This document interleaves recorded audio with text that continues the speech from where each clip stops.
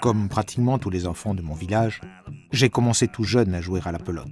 C'est la simplicité du jeu qui vous séduit, surtout au départ. Tout petit, je jouais seul. C'est quelque chose de très basique, de très simple. On frappe la pelote contre le mur et le mur vous la renvoie. Je ne m'en lassais pas. Je pouvais passer des heures et des heures, hypnotisé par le va-et-vient de la pelote contre le frontis. À l'origine de tout, il y a la main. Tout commence là, en frappant la pelote avec la main nue, en sentant le contact du cuir contre la peau. À partir de quelque chose d'aussi simple, on parvient à échafauder une partie incroyablement complexe. Le fronton, c'est comme un schéma élémentaire en 3 dimensions. Hauteur, largeur, longueur. Et la pelote, un point qui se déplace librement entre ces 3 coordonnées.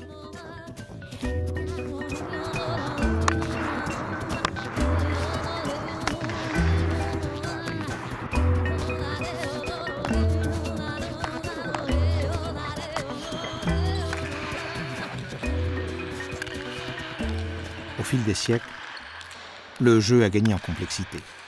Les instruments sont nés alors. Au lieu de frapper la pelote à la main, on a créé différentes manières de la prolonger. La pala, le chistera, le charré, le remonté. Chacun avec sa propre particularité. Les uns vous permettent d'imprimer de la vitesse à la pelote, d'autres une plus grande précision. D'un sport, il en est né une multitude, tous frères, tous différents. Nous avons vécu cela de tout temps, comme une richesse, une diversité qui n'appartient qu'à un nombre de sports très compté. De plus, au fil du temps, on a vu apparaître différents types de frontons, aux dimensions différentes dans lesquelles jouer, et cela, naturellement, a encore augmenté les spécialités possibles, les différentes combinaisons d'instruments et d'aires de jeu.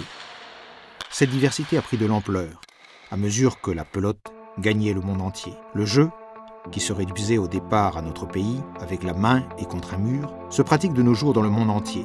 Du Mexique aux Philippines, de l'Inde aux États-Unis, la pelote ne cesse de conquérir des adeptes.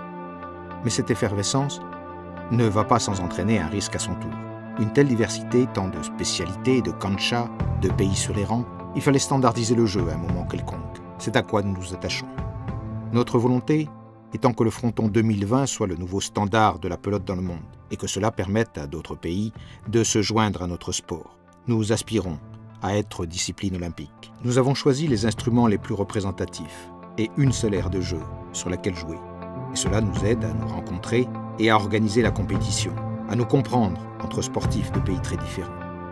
Le fronton 2020, c'est notre point de rencontre. L'important est toujours là. La simplicité du jeu, les valeurs qui ont été associées de toujours, la noblesse, le fair play. Frapper la pelote contre le mur fait que l'on ne se batte pas contre un adversaire, mais que l'on joue en partageant l'espace avec lui. C'est cela qui fait que le sport est toujours considéré un sport propre, noble et honnête. Cette pureté est demeurée inaltérée pendant des siècles, quoique des changements soient intervenus dans les spécialités, les aires de jeu et suivant les pays. Et cette essence, c'est ce qui assure la survivance et le succès de ce sport que je jouais quand j'étais tout enfant.